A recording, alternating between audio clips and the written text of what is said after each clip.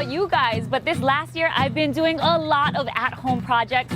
One, gardening. So I'm here at City Mill, Hawaii, and I'm gonna talk to Katie Hachmeister about orchids and how we're gonna grow them. The plant community has really taken off since the pandemic.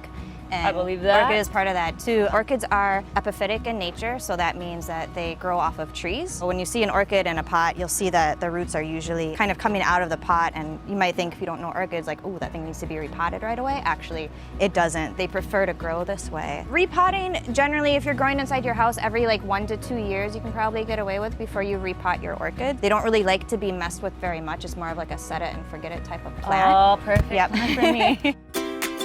City Mill carries these, they're orchid pots. So you see the little pukas on the side. That's actually so that the roots can get better airflow, because that's what they prefer. So when you do repot, you can use an orchid mix. So I have a mix here. It has more soil in it. So if you have orchids that prefer a little bit more of like a more moisture retention, you can use that one. Or like your dendrobiums are going to prefer your orchid bark.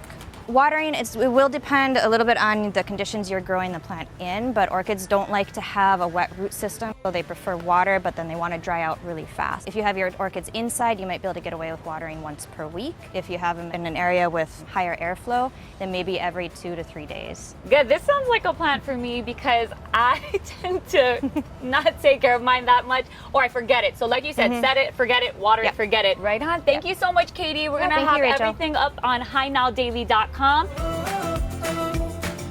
Brought to you by City Mill.